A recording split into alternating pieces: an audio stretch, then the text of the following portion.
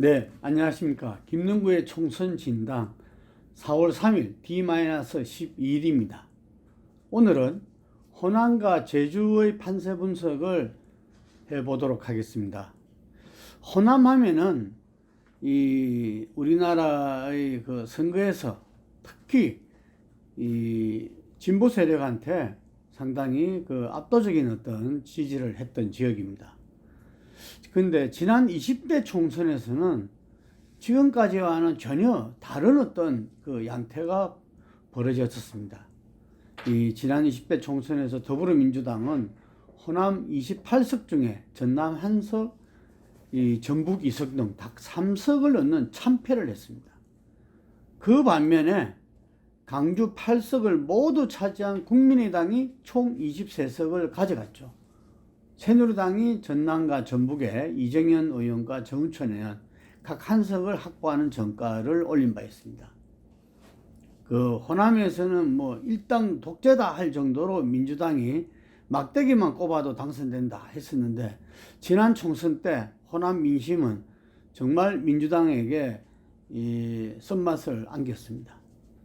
하지만 그 호남 민심의 그 썬맛이 민주당에는 더욱더 보약이 됐는지 수도권에서 압승을 통해서 오히려 지난 총선 때 불리한 예상을 뒤엎고 일당이 됐고, 그 일당으로서 이 국회에서 대통령 탄핵을 이뤄내고 정권 교체를 이뤘습니다.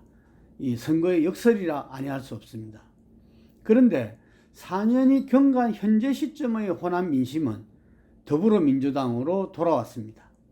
민생당으로 간판을 바꾼 과거의 국민의당 및 민주평화당 세력은 당 지지율이 출범 이후에 호남에서도 2%대를 제대로 벗어나고 있지 못합니다.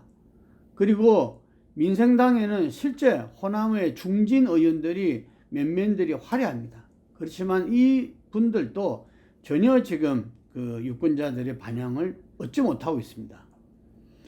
호남에서 12개 지역구의 후보를 낸 미래통합당은 정말 후보 내기도 급급했죠. 모두 한 자릿수 지지율에 그치고 있어서 중앙당 차원에는 총선 판세 분석 대상에도 제외되는 걸로 알려지고 있습니다.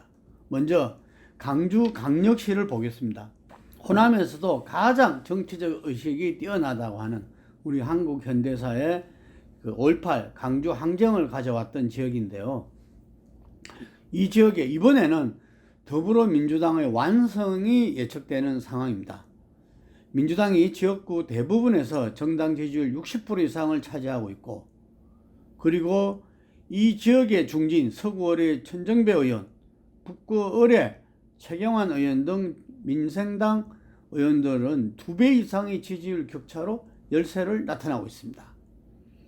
그리고 민생당 공천 과정에 문제가 있었던 동구 남구을의 민생당 박주선 의원도 무소속 김성환 의원과의 표가 갈리면서 민주당 이병헌 후보가 압도적인 우위를 보이고 있습니다. KBS가 한국 리서치에 의뢰하여 3월 31일에서 4월 1일 조사한 결과에 따르면 이병헌 후보 55%, 김성환 후보 18.8%, 박주선 후보 11.9%의 지지율을 기록하고 있습니다. 그런데 이 강주 중에서는 한 군데 그 북구 갑의 무소속 김경진 의원을 꼽을 수 있겠습니다. 김경진 의원은 이 지역에서 아마 제가 알기로는 4번째 선거를 치르는 걸로 알고 있습니다. 검사 출신에서 계속 이렇게 그 공천을 못 받아서 이렇게 무소속으로 나와가지고 어떤 낙선됐었는데, 지난번에는 국민의당으로 아마 최다 득표율로 당선된 걸로 알고 있습니다. 그리고 의정 활동도 아주 열심히 했는데 마지막에 그 국민의당이 이 바른미래당으로 되는 과정에서 탈당해서 무소속으로 계속 있었던 경우입니다. 근데 초반에 선거 초반에는 무소속 김경진 의원이 민주당 후보를 앞서는 선거 결과가 나와서 주목을 받았었죠.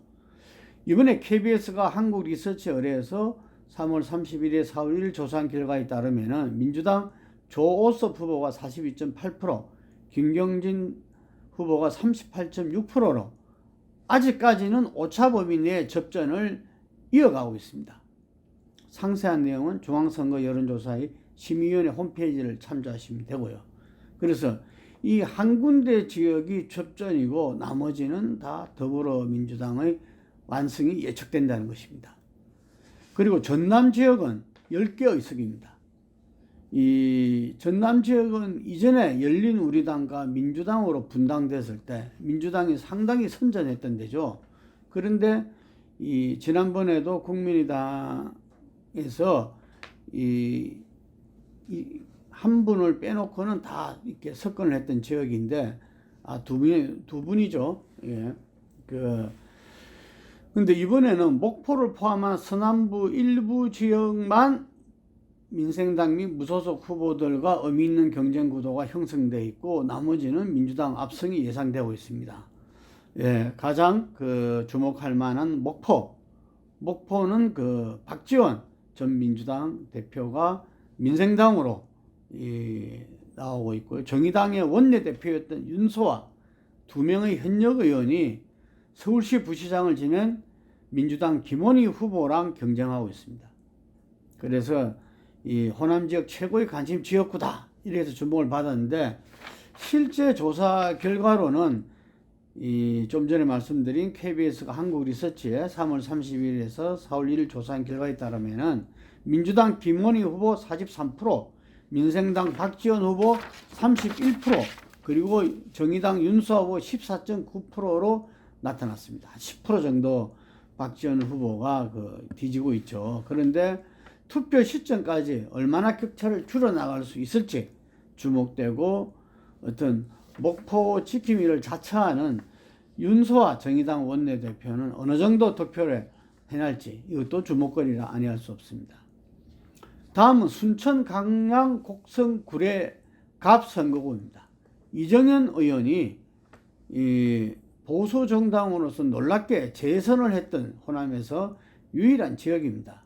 그런데 이 민주당에서는 소병철 후보가 전략공천 됐었죠.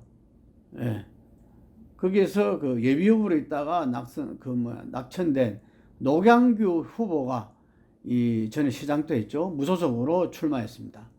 앞서 말씀드린 KBS 진행한 조사 결과로는 민주당 소병철 후보가 35.2, 노경규 무소속 후보가 41.1%로 무소속 노경규 후보가 오차 범위 내에서 앞서고 있습니다.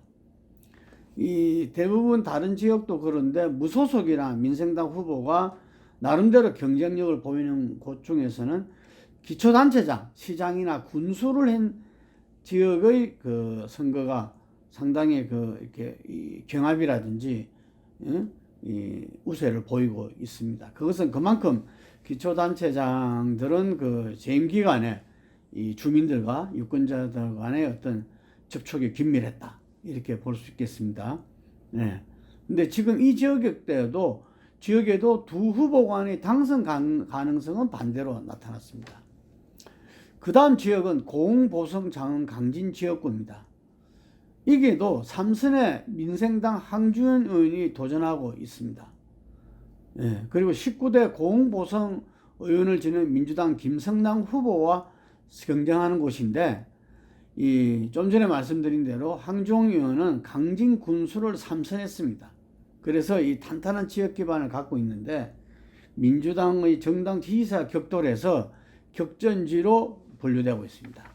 그래서 전남에서는 목포, 순천, 강양, 곡성, 구례, 갑, 그리고 좀 전에 말씀드린 고흥, 보성, 장흥, 강진 이렇게 세 지역이 상당히 격전지다 이렇게 분류되고 있습니다.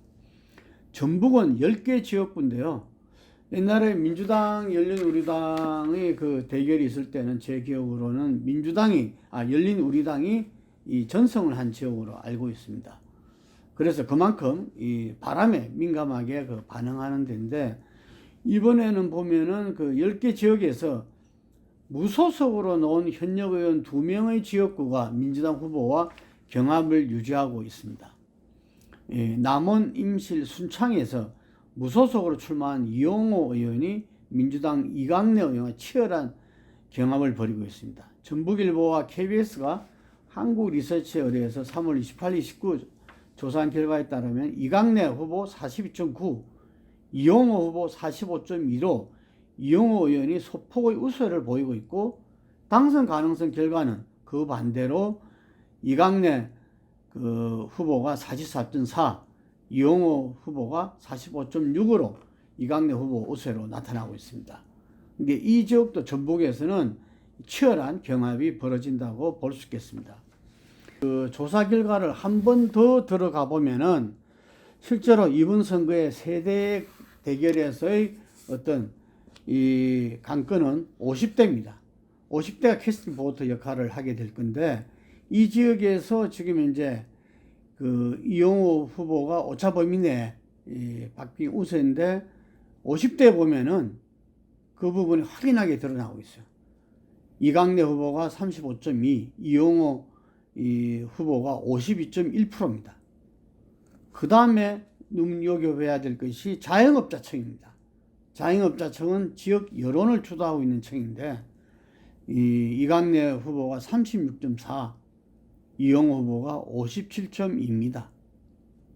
예, 적극 투표청에서의 차이는 이렇게 흐름은 똑같고요. 그래서 전체가 42.9 대 45.2로 굉장히 그 박빙의 승부인데, 50대와 자영업자청에서는 이용호 후보가 좀 앞서고 있다. 이 점을 볼 수가 있겠습니다. 그 다음은 군산입니다.